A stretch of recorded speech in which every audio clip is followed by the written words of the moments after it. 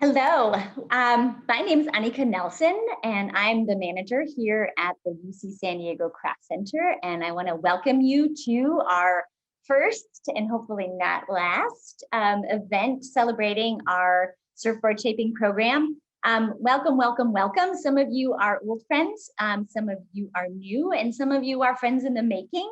And I'm really, truly so delighted to welcome you all to this event. Many of you may be familiar with the craft center, the old craft center on campus that closed in 2012. It had a lot of heart and soul, and you probably used it if you were an alumni or if you're a longtime local, you're aware of it.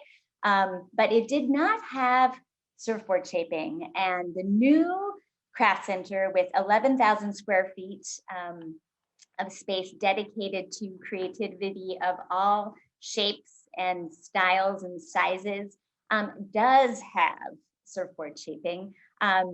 Really, our new craft center has embraced the reputation that UC San Diego has as one of the top surf universities in the US, if not the world. After all, we're located really right above Black's Beach, which is a world-class surfing destination. So we do kind of have our bragging rights.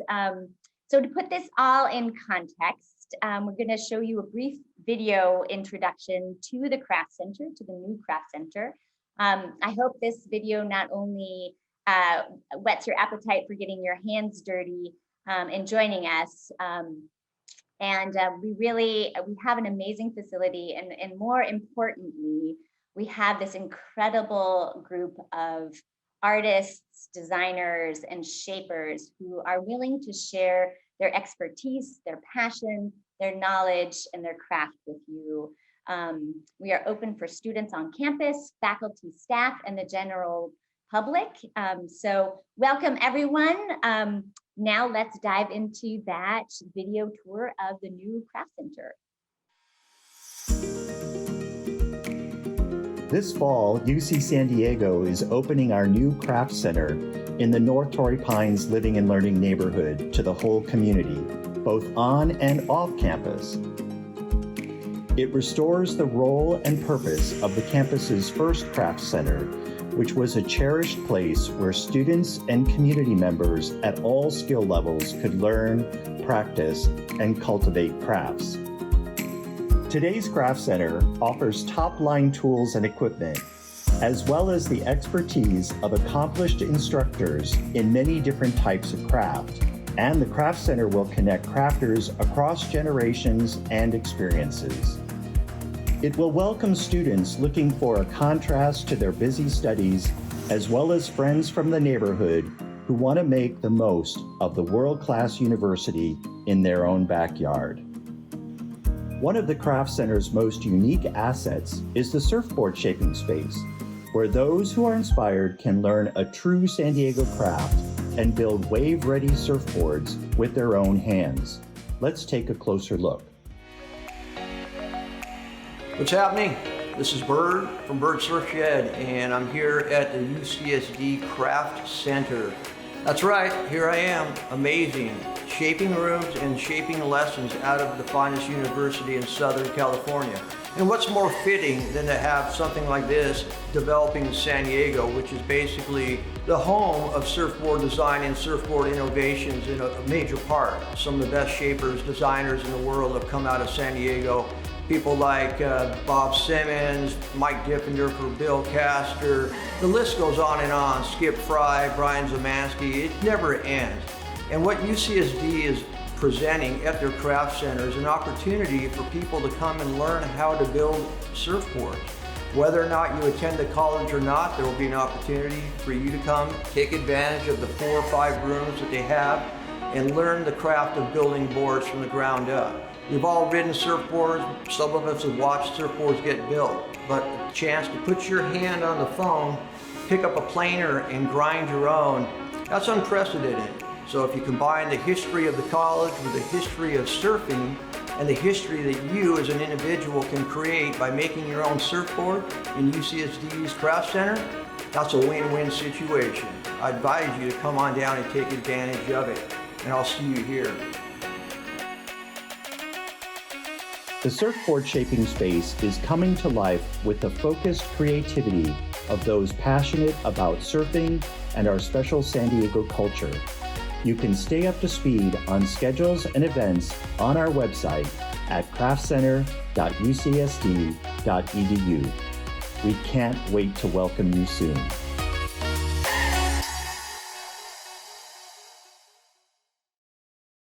Thank you so much for that. I hope you got a good sense of what our space looks like, and I'm always inspired whenever Bird talks about anything, never mind just our program. Now I'd really like to introduce Scott Bass. He honestly doesn't really need much of an introduction because most of us hear him every day on KPBS with the surf forecast, but there's a lot, he has a lot of accomplishments that you should all know about. Scott actually surfed on the UCSD surf team back in the 80s, in the 85 to 86. He was the digital content director at Surfer Magazine for 10 years, which is super cool. Currently, his company produces the Boardroom Surfboard Show in Del Mar and Tokyo. He also produces Headstock, the Guitar Lovers Festival in San Diego. I want to know more about that, Scott. And the California Gold Vintage Surfboard Auction. He also hosts 2 podcasts and is really just, we're so grateful to have him here and to lead this discussion. So with that said, I'm handing the mic over to you, Scott. Okay, hey, thank you, Annika. And I would like to just say, like Annika said, welcome everyone. We're super excited to have you here. We've got an incredible, I mean, that video was exciting, and I'm looking forward to building a surfboard myself. The UCSD Surfboard Shaping Program is here. And in addition, it's the 50th anniversary of the UCSD surf team, and Tyler Callaway, the UC San Diego surf team coach, has a video at the end of the presentation that we're going to check out as well. So let's get right into it. We have 3 distinguished people on our panel here, and I'm going to introduce them, and then we're going to get right into the questions. And the first gentleman, Bird Huffman of Bird Surf Shed. You saw him on the video here. Bird is the 4th of 9 children. And for Bird, board riding means any kind of board, whatever it takes to find the stoke. Knee boards, foam boards, surfboards, even no boards. Over the years, Bird has collected plenty of surfboards. He's learned their stories. He's explored their mechanics and passes along that wisdom. You can find Bird, of course, and you can find that wisdom at the famous Bird Surf Shed. Our second guest, Valerie Duprat of Mère-Made Surfboards. Valerie is a doctor of molecular biology. Valerie has spent 10 years shaping surfboards, and she's handcrafted over 280 boards. Valerie has been trained by several master board builders over the years, and that's what we plan on doing here at the UCSD Surfboard Shaping Program, is training you guys. And Valerie recently spent a week at Kazuma's workshop, owned by the world famous Matt Kinoshita. And our third panelist, Brian Szymanski, shaper, designer, artist. Brian has 30+ years experience in the surfboard manufacturing industry. He is a 2-time Catalina Classic paddling champion. And Brian was recently commissioned by the renowned designer Mark Zeff to create a 3-part art installation at the brand new Alila Marea Beach Resort in Encinitas, overlooking Ponto Beach. So a big grand welcome to our 3 panelists. And Bird, I'd like to kick it off, if I may, by asking you a question here, and we can get into some discussion. Why is it that the story of the surfboard and the surfboard craftsperson is so important to the culture of surfing? Hey, Scott. Crew, how are y'all doing? That's a great question. The importance of it is, I think, because surfing in a lot of people's mind, at least mine, is mythical in its orientation. You know, think about it for a second. Riding a wave powered by nature, standing on a piece of foam or whatever you're riding at that time, or just body surfing. So it kind of just captures people's imagination, and it causes them to want to know more about it. And the more you know about it, the more you want to do it. And the more you want to do it, the more you want to ride a surfboard of some sort or a hand plane or whatever you want. Valerie, I have a question for you. Valerie, you sort of amaze me. You're a molecular biologist. You've got plenty of accolades in your field of choice. Tell me, why is it that you decided to become a surfboard shaper? Well, Scott, it happened by mistake, I guess. I needed to have some creative outlet from my professional life, from my private life. I have 2 kids, a husband, busy life. I wanted something to make with my hand, and that would be fitting my lifestyle, which is a surfing lifestyle. So it came naturally that I picked surfboard shaping like I would have picked like any sculpture or craft, like knitting or painting. It's like an art that I picked up. What was it like when you told your family that you were going to start making surfboards? Were they excited? Very excited. Actually, my first blank came under the Christmas tree because of my husband. He's like, "Here, make me a surfboard." They were super excited. And who got that first surfboard? My son. So I knew that my first surfboard wouldn't be the best. So I guess my son got it. He was 8 at the time, and he was pretty stoked, even though it was not the perfect board. All right. Well, cool. I can imagine getting a new board no matter what, right? Brian, I got a question for you. Brian Szymanski, good friend. It used to be, Brian, that surfboard shapers were rather weary of newcomers into the space. Talk about how this transfer of knowledge, who mentored you, what were some of the hurdles that you had to overcome to gain acceptance with the surfboard manufacturing space? So when I was like 15 or 16, I started surfing when I was really young, but Ed Wright was the first shaper that I got to work with. He was my sponsor at the time. And I was just a kid in the back of the room watching what he was doing. And as it progressed, I realized that this is where I was going to end up in my life, is building surfboards in the industry. Then I kind of moved around, and Tom Eberly taught me a lot. But back then you had to work. You know, there wasn't an opportunity to just go to a shaping room and have someone mentor you and that creativity. It was kind of a closed environment. The other board builders didn't have time or want to teach other people, you know, and I'm a big fan of just the transfer of knowledge, because showing somebody how to do something and the tricks of the trade and the tools you use and giving them the templates that shape the board, that's great. But what makes the difference is what they do with it. You know, they're not going to copy you and follow your footsteps. Everybody follows their own. And that's like the creativity of an artist or just someone just getting lost in their art and lost in the moment. And that's it excites me. I want to learn from them once they've figured out how to do it, you know? And Valerie, the same question to you. I imagine as a female in a rather patriarchal sort of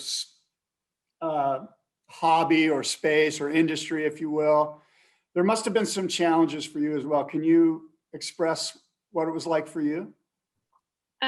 Yes, for sure, Scott.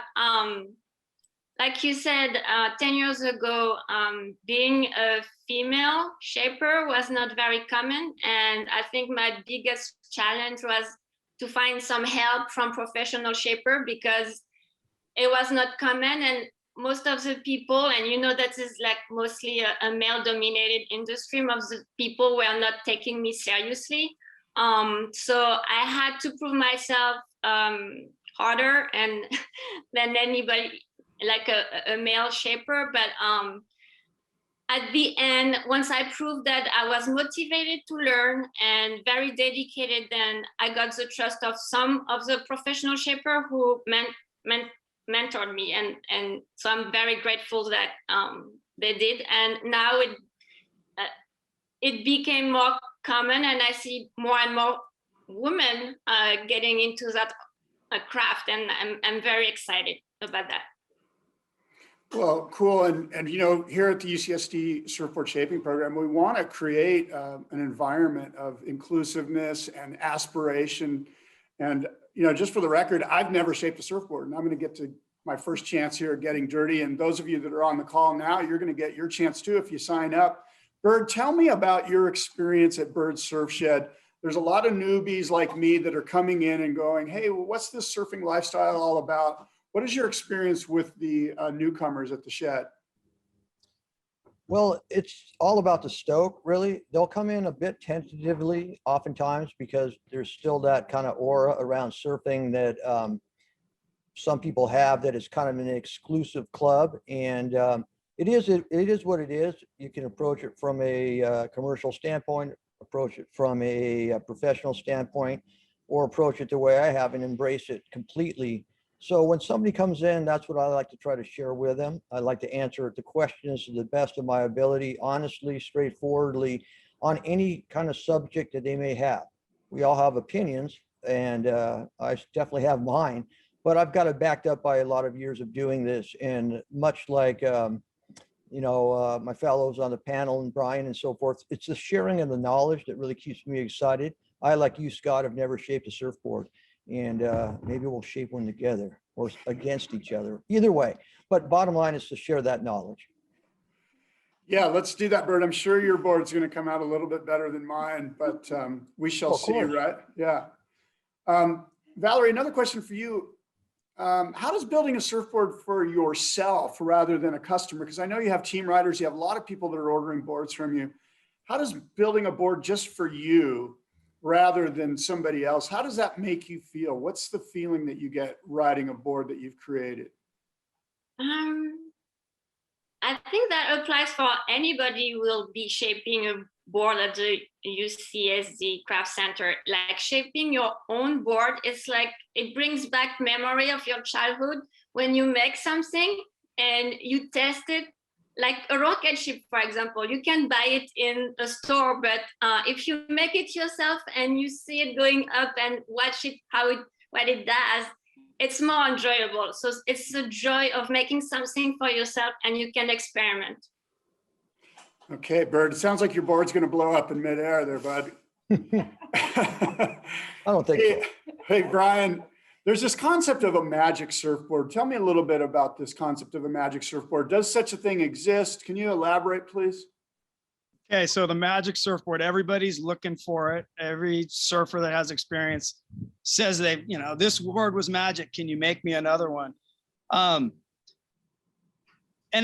feel about it a little different than the average person. I think a magic board is relative to what you're currently on, because you go through different phases of life. You start out wanting something out of a board, and then the whole industry changes to being like into fishes and into twin fins and longboards.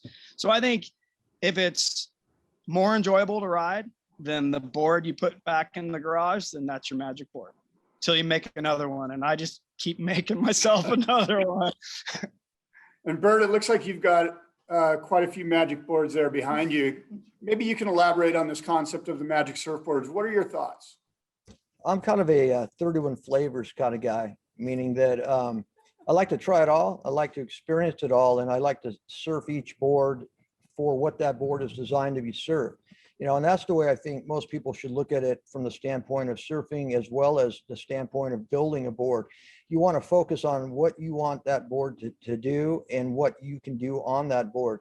So basically, I like to keep it simple, keep clean shapes underneath my feet, and have something that's versatile. If I want to jump from one size board, maybe I want to jump on a fish one day, the next day I want to ride a 9.0 or whatnot. I want to have the ability to do that kind of a change up and have a good time doing it either way. I'll never be the best at any of it, but I like to have fun doing all of it. And Valerie, what about you, the magic surfboard? What are your thoughts on that? So yeah, I think when you do custom surfboard, most of your customers, they're asking you to make a magic board every single time. And that's very nerve-wracking because you cannot deliver a magic board every single time.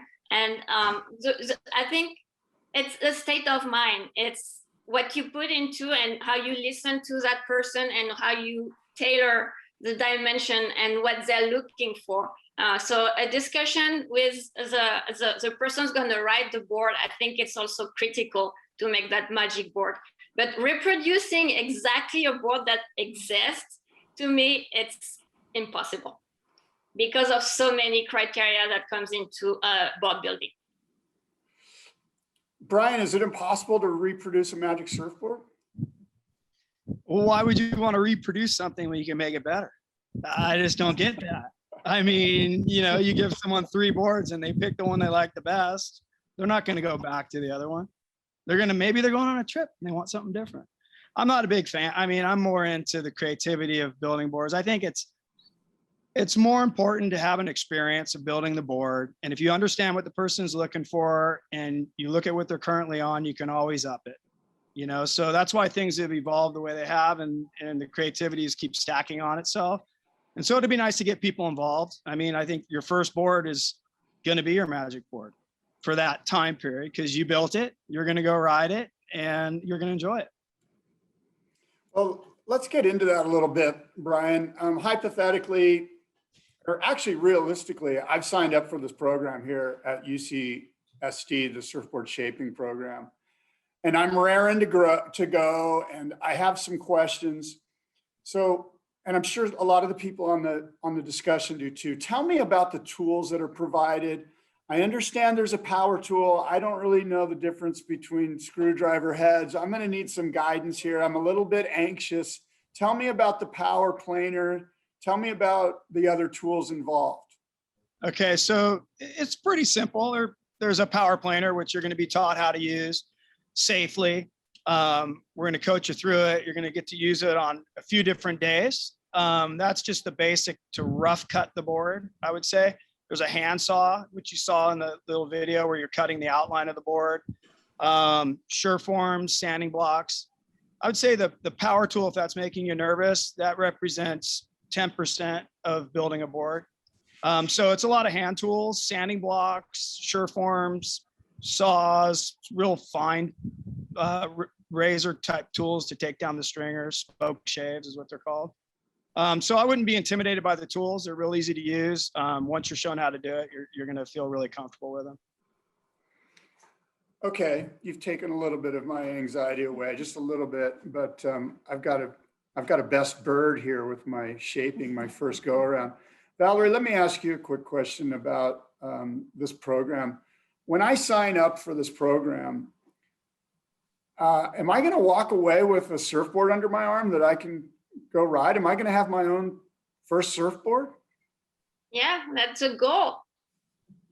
You will be walking away and get that board to Blacks down the street and try it, or anywhere else. All right, fair enough. And we can get into some nuts and bolts regarding questions of the program in a little bit, but I want to shift gears a little bit. Bert, I've heard it often said, and I believe it to be the case for me personally, that surfing is a spiritual endeavor on some level. Can you expand on that a little bit? Yeah, absolutely. It is. I mean, it's an amazing thing to do, to participate in. It's one of the few things in life, I think, that can block out all your other senses for that period of time while you're out in the water, or at least when you're riding a wave. Pretty much everything else is gone. You're living in that moment, and everybody can experience that. Again, I'm not a competitive person. I like to approach surfing for what it means to me, which is a stress relief, a back to nature call. And that's the way I think it's spiritual to me personally. What about you, Valerie? Oh, I second totally what Bert just said. It's very a stress relief, but I guess it's not true for every person. I know in my family, I have a lot of competitors and they thrive in competing. So it really depends on the person. Brian, over to you. Is it a spiritual thing? When I leave the water, why do I feel so good?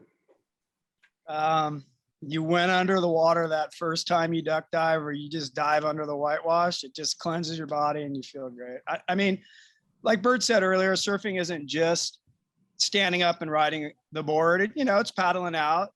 It's being a part of nature, and surfing's different to everybody. I just like getting in the water and getting wet, and doing that onto something you made yourself is awesome. It meant a lot to me in the beginning, and it's fun.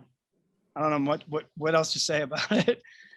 Well, it's hard. It's definitely hard to describe why, and that's sort of the age-old question. Bird, let me ask you this. San Diego is ground zero for the surfboard manufacturing industry, starting with Bob Simmons all the way to the people on our panel now and some youngsters that are out there doing it, shaping boards, building boards, glassing boards.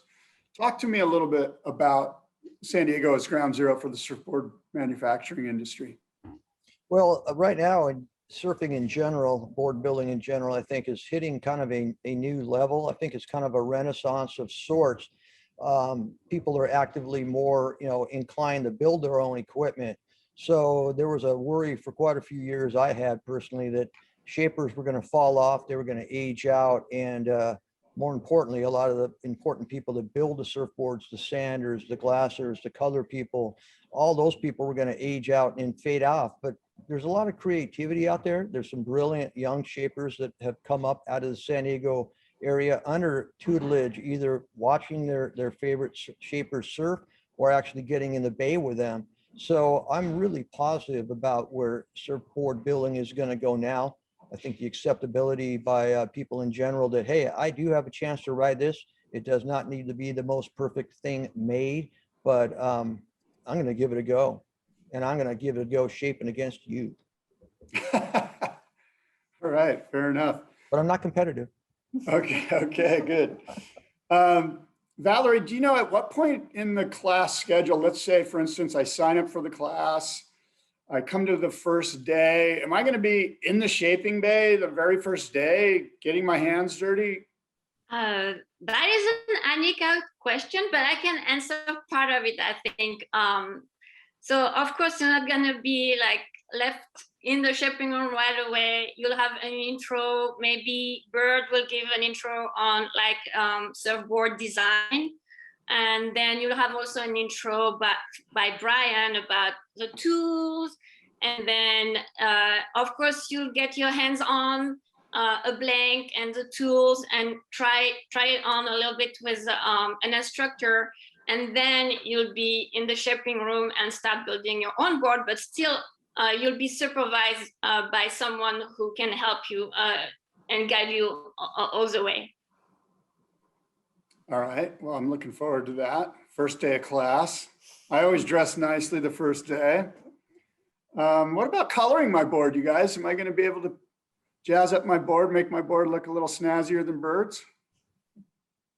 There's going to be a section out front in the front room where you're going to be able to do different styles. We're not going to have a big airbrush spray booth, but there's a lot of tricks to the trade where you can apply different colors of acrylic paint, do like a acid squeegee look, do stripes and details, use Posca pens to do pin line work. So there's a lot of stuff there that's going to kind of it's going to customize your board. So when you're not riding it, you can put it in the corner of your room. All right, fair enough. Well, you can always do a laminate situation too. I think they're going to have the ability for a creative person to put their art on an actual type of paper or rice paper that goes underneath the glass itself. So I'm never going to touch an airbrush or anything of that sort, but I might try my hand at a little stick figure and put that on a laminate so I can personalize my board in that way. I'm also hoping that since we're in the craft center and there's amazing painter and artists that will be teaching other class, like having a crossover, or like having them collaborate with our student to have, their student paint on the board. That would be awesome because, the board is also like a medium for painting, I guess. That's brilliant. Yeah, I love that. Let's collaborate here. The Craft Center, this place is amazing. You guys, when you do eventually get here and check it out, you're going to be blown away how cool it is. Valerie, you mentioned that you make boards. Your family is a family of surfers. You make boards for your husband and your kids. Did they ever come home with a board that wasn't made by you? I think if my husband wants to stay married with me, he has to ride my board until he divorced me. So that's in the contract. I'm sorry for him, but he seems to enjoy having a board every 3 months, though. All right, fair enough. That's an interesting prenup. Well, look, this more or less concludes this portion. We're going to get into the Q&A. We know that you guys on this call have a lot of questions, and a lot of questions, you know, about how long is the class, when does the class start, when can we sign up, how do we sign up, and so forth and so on. And we want to get to those in the Q&A here.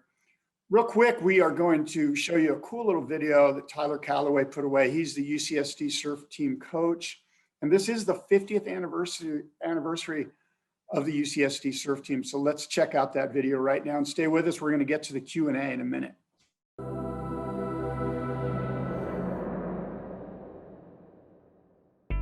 Hi, I'm Tyler Callaway, coach of the UC San Diego surf team. I've been involved with the team since 1992, and I've been coaching since 2003. We're excited to celebrate the surf team's 50th anniversary and its legacy in our San Diego community. The surf team is part of a longtime San Diego ethos, which says, work hard, play hard, do what you love.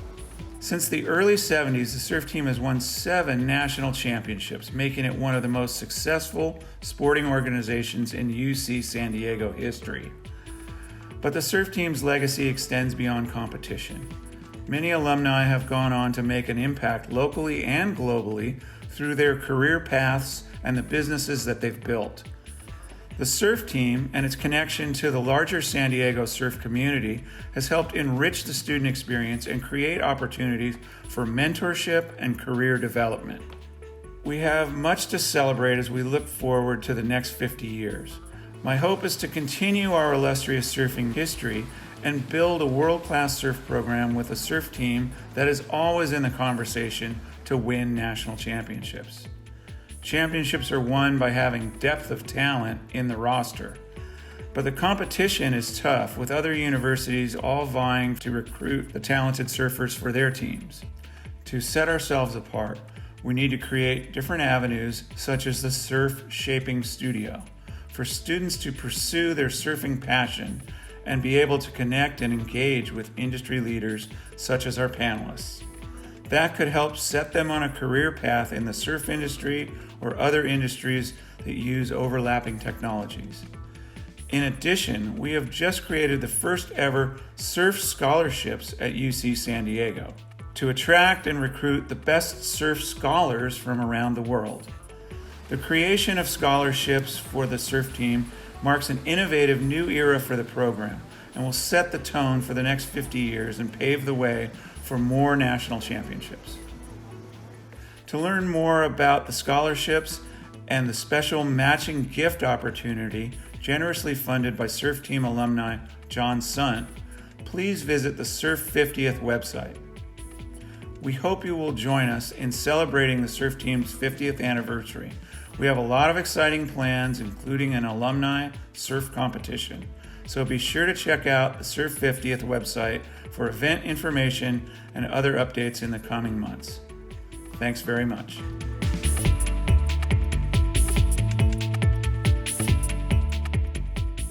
I think we're ready to answer questions now. There's tons of great questions in the chat.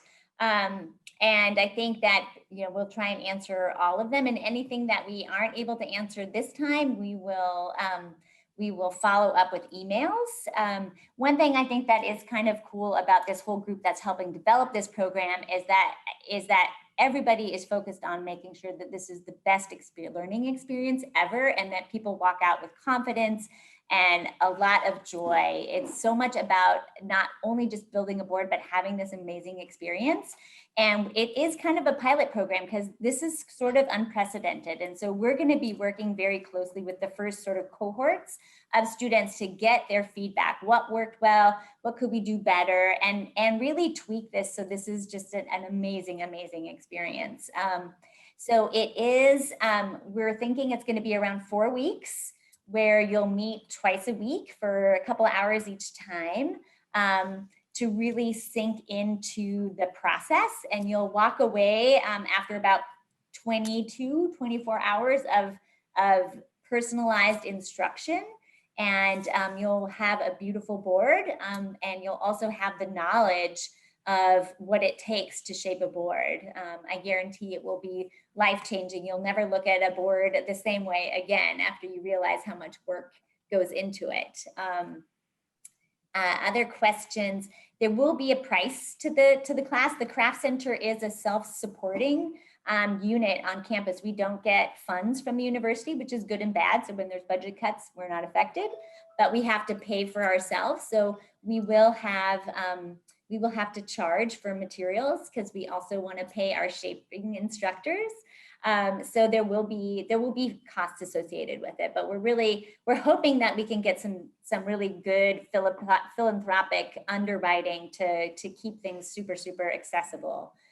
Because like Brian and Valerie and Bert have all said, we're really about transferring the knowledge, and that's what we're all in this for. We're thinking in terms of the fee. Primarily, it's going to be around $450 for the instruction, and then there's the cost of the materials on top of that, plus glassing. So you're probably looking at around $800 to walk out with a brand new custom board made by yourself, colored or not colored, with beautiful laminates or not, and ready for you to go ride. What other questions do you see? There's Scott, anything? We're thinking eventually we will teach people how to glass boards, but right now, as we start this pilot phase up and running, we're going to focus on shaping and leave the glassing to the pros for a little while. But our intention is to eventually teach glassing. And I see. Oh, I see Eric from the surf team back in '78, one of the originals. One of the questions. Sorry, Yeah. I think there's a lot of question coming about when people can register. I think when they stop to register for the class. Well, now that the pandemic is sort of getting in our rearview mirror, we're going to be opening four in-person classes in fall quarter. So we'll probably have the availability to register on our craftcenter.ucsd.edu website. Probably in summer, July or August, you'll be able to sign up for classes that'll be offered in September. And we'll offer those 4-week classes staggered. We'll have multiple sections of them staggered throughout the quarter. So if you can't get in right off the bat in September, then there'll be sections offered throughout that quarter, and then again, every single quarter. One of the questions was, do we have to live in San Diego County? No. That's one of the things that's great about the Craft Center is you don't have to be a matriculated student at UC San Diego. You can, anyone and everyone is welcome to take any of our classes at the Craft Center. Is there an age limit? We're going to start out with college age and above students, but I would really love to see us build a robust youth program. I think there's a lot of interest. Really, actually, one of the reasons why we got Brian Szymanski involved was thanks to a mutual friend's son who works in Brian's shop, who is 16, and who may end up being an assistant. So we would really like to make that a possibility once we probably get our rhythm going. I see a couple of questions here. One's from Debbie Gordon, of course, Gordon & Smith Surfboards here in San Diego. Oh, what is the cost of the class and does it include the materials? Can you speak more to the glassing portion? Will it be epoxy resin or polyester resin? Our focus, and again, the cost for instruction is around $400, $450. You add on top of that the blanks and the cost of glassing, and you're closer to $800 when you walk away with your new board, which is about on par with a regular custom board. And we're going to be focusing on using epoxy for glassing because we really, part of the sort of the mantra, the essence of the Craft Center is to try and keep things as environmentally friendly as possible. It's good for our participants and it's good for the planet. So we're going to be using epoxy. We're going to be outsourcing to epoxy shops. And we were getting a lot of cool messages from former students who are hoping that their kids one day can be involved in this. And we certainly hope so too. And that was from Patrick Zabrocki, a former student and surf team member here. How many people are going to be in each class? Ooh, that's a really good question. We can pretty much only have 5 people per class because we have 5 shaping bays. And really, to really learn well, we're gonna just have 1 person per bay. And how many classes per section? There will be there's essentially eight meetings in that 4-week period, meeting twice a week. So you really get a good groove, but then you get some time to step back from your board and really see. It's kind of like a painting, right? You work on it and then you have to get some distance and you come back at it with fresh eyes. So does the first section have 5 people in it? And then the next section has 5? Mm-hmm. And how many sections in the fall quarter? We'll probably, because we're going to have a Monday, Wednesday section, a Tuesday, Thursday, and then we'll have some weekend classes. So we have to sort of hammer that out. Part of that is dependent on the availability of the shapers and how good the swells are and how often they are traveling. So we're sort of hammering that part out. We are going to be using Scott and Bird as our sort of guinea pigs to sort of test out the whole rhythm of everything. And once we get that nailed down very shortly, then we're going to be, we're really going to be able to put those offerings up on our website, which I know I am going to put up on the chat. Here's a great question from Bruce. He says, UCSD partnered with an industry to develop a blank made from algae, not an oil-based poly. Unless I missed this earlier, are you providing this type of blank to shape with? Surfing needs to become sustainable and get away from oil. So talk a little bit about the types of blanks. I know we're still sort of sourcing that stuff. We are, but there is, and I think it was done by a UCSD alumni, and Brian, jump in and correct me if I'm wrong, but I think it's called polar blanks, and he did develop them out of algae. So that's who we are hoping to partner with, because absolutely we want to be as sustainable and get as far away from oil as possible. Here's a great question. Is it beneficial to take the class multiple times? Oh, I would say so. I agree. Brian, Yeah. what do you think? You get more boards at a pretty darn good price. There you go. Yeah, no, it's great. It adds, when you do your first board, like that stepping away, I think is really important. Being able to look at it with a fresh eye is key. And then as soon as you ride that board, you know, everybody wants to keep evolving and you're going to say, I should have done this. I should have done that. So yeah, take the class a few times. Yeah, you'll love it. Well, and just to add on to that, you know, because sometimes it'll be Brian teaching, sometimes it'll be Valerie teaching, sometimes it will be, you know, people who we're going to bring in, guest shapers from all over. You know, Bird's going to hook us up with all sorts of different people. And so, you know, it's just like a painting class. You know, you know, people come and take classes, you know, in the same medium from multiple instructors, because they're going to approach it in slightly different ways. So I think you definitely benefit from taking it multiple times. Here's a great question. Can the shaping bays be used outside of the class? Can I just come in and use the shaping bay? Yes, as long as you know what you're doing. And so we'll have sort of an orientation session. If you've taken classes with us, we'll have a history of that, so you can come in and use that shaping bay because we know you know what you're doing. And so, yeah, you can. We're going to have quarterly bay passes for all of our studios, whether that's ceramic, surfboard shaping, anything. So you can come, because part of mastering any craft is practicing. So that's one of the best things about the Craft Center is it is this amazing space with this incredible equipment and these tools. And it's all about the shared use of this equipment and coming back and trying it over and over again till you get that magic board. What about costs for using the shaping bay? If I've taken the class, I've been oriented, I understand it, and I want to come in and use the shaping bay, is there going to be a cost involved in that? Yeah, there is going to be a cost, and we're still sort of sorting some of that out, but it's going to be pretty reasonable. We're hoping that, you know, we can keep it to, you know, a couple $100. So for, you know, 9-10 hours of access to that shaping bay, and we will have studio monitors there. They won't give you the instruction like you got in the classes, but they'll be there to troubleshoot if you're running into trouble. And so that, and if you bring your own blank, then we won't, it'll probably give you, we'll give you a little bit, we'll charge you a little less. So we really want people to be able to use this facility and be able to just continue making boards. Great.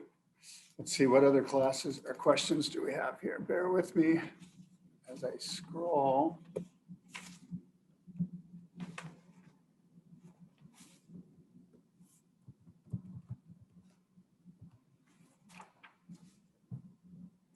Lots of people want to take classes with their teenage sons, and that question came up a little earlier about age limits. Typically, the craft center is for college age and older, but I really think that we should and we will develop some opportunities for younger people to come either with an adult.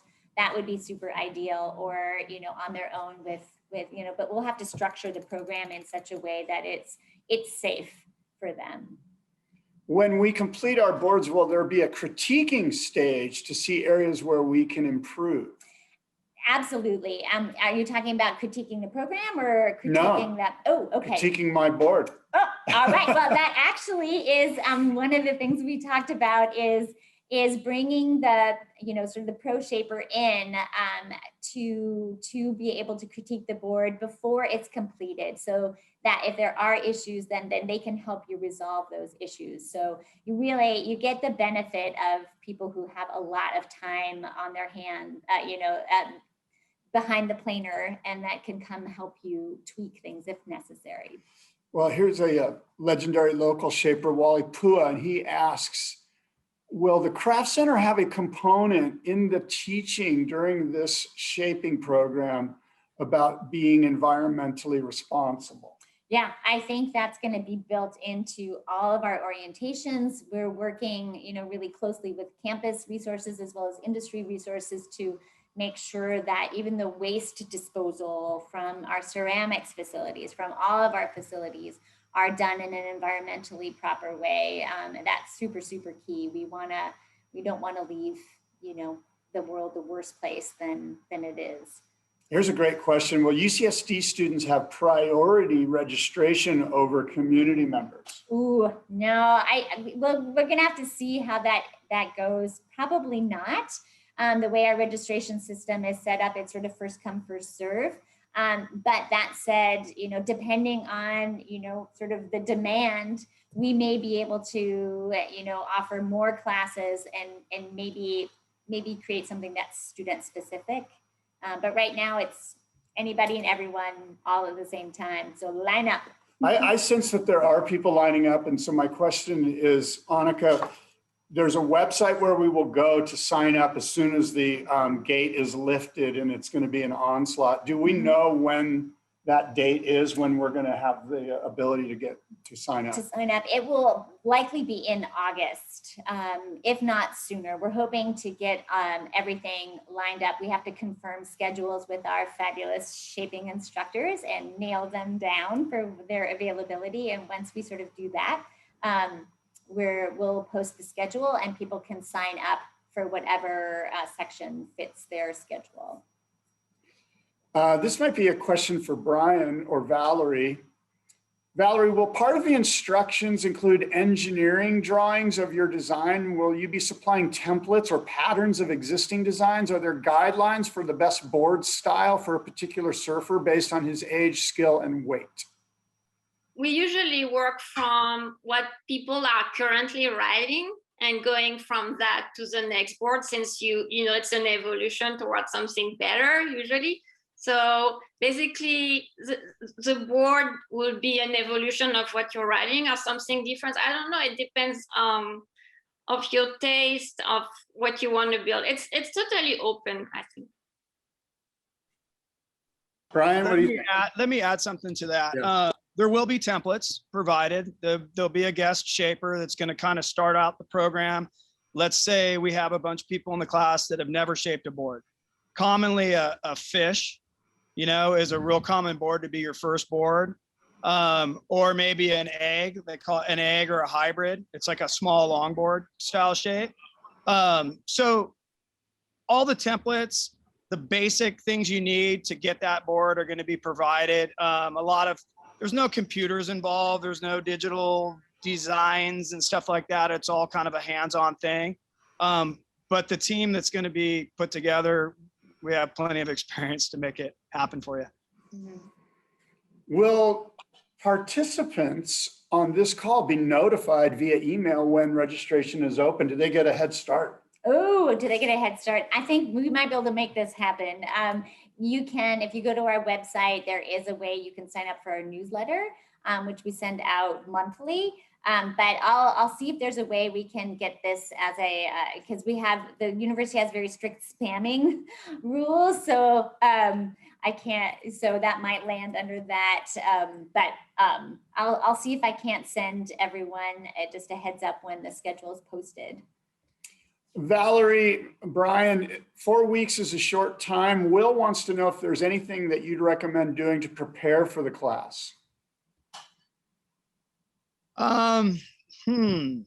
If you grab a great attitude, and that's about all you need, and be ready to just break away from what you're doing and just kind of let yourself go. Because shaping, if you're not familiar with the materials, it's going to take a little bit of an adjustment, but I don't think there's really much you can do unless you're already a surfer. Then you're going to probably want to decide the exact board that you want. And then hopefully you can get your hands and eyes and everything to make it happen. But we'll be there to kind of point out things you need to correct or kind of help you use the tools and the fashion that's going to get you the greatest success. Hey, Brian, do you want to, and Valerie, do you want to talk about the types of boards that we're going to start with? Because there's some questions about long boards. Yeah, so I thought we kind of had a couple discussions before this. So we would start out with you could call it a high performance board, but just a short board, something, let's say under 6'5", it kind of has a pointy nose, a squash tail, or any different kind of tail shape. Then a fish, because that's extremely popular. And with the history of the fish coming out of San Diego, that's an important board to do. We haven't talked about doing longboards yet. They're pretty difficult to do. It's a lot of work. I mean, it can be brought into the program. There's not a problem. Plenty of shapers and designers that can help make that happen.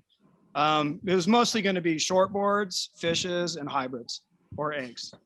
Annika, Philip wants to know if there's opportunities to assist, to be helpful here, volunteer, if you will. Absolutely. That's one of the that's the magic in the craft center is having people like Philip who will come in and give of their time a little bit to either be a studio monitor, to assist people when they're working individually.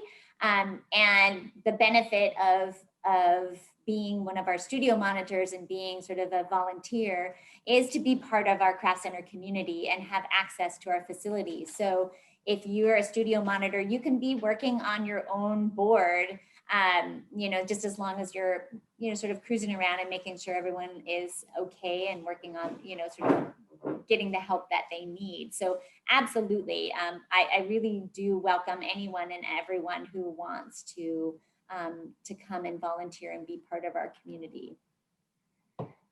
Okay, and Greg, our friend Greg Weissman is giving you some kudos. Annika deserves a lot of credit, probably all of the credit, Annika Nelson, for putting this program together. So a big thank you to you. You've done a wonderful job. And thank you, Greg, actually, because you helped. Yeah, Greg's been known to do some behind the scenes stuff. That's cool. Yeah. Let's see here.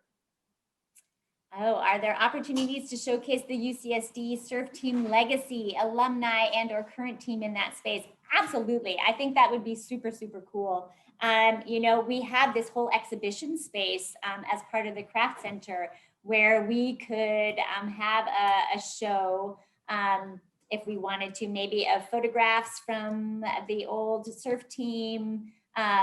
And we also have space in the shaping studios where we could definitely represent the surf team. I think they really should be a huge partner in how we flesh out this space and how we celebrate this sport and the craft associated with it. So I'm really looking forward to partnering with the team and as well as with the rec department in terms of you know, sort of getting people who don't know how to ride on their boards. And Connor, I see there's a question from you. Wait, hold on, I lost it. Wait. Okay, will there be an option to choose between glass in fins or routing in fin boxes? Brian, Valerie, help me. Of course. I mean, that goes into the glassing world. You can do whatever you want to do. All the different fin box configurations, glass-ons, that kind of falls into the price of the glass job. Same with if you wanted to do resin color, pin lines, most of that stuff at this current phase is going to be at the glass shop. So that'll just be reflected in your price, but those options are totally available. Cool. And we can coach you on like the different ways of doing that just verbally and stuff, but and show you some footage of that. Yeah.